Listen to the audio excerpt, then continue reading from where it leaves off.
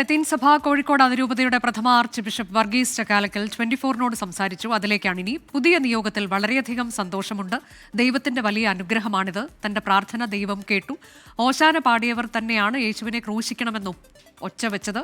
ഓശാന നന്നായി പാടണം, തന്നെ ക്രൂശിക്കാൻ ആരും വരരുതെന്നും വർഗീസ് ചക്കാലക്കൽ 24-നോട് പറഞ്ഞു. 24 പ്രേക്ഷകർക്ക് ഓശാന ഞായർ ആശംസയും വർഗീസ് ചക്കാലക്കൽ നേർന്നു.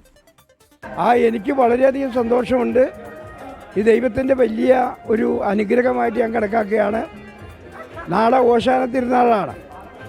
യേശുവിനെ ഓശാന പാടി എല്ലാവരും ജെറൂസലത്തിലേക്ക് കൊണ്ടുപോയി എന്ന് പറയുന്നതിൻ്റെ അനുസ്മരണമാണ്.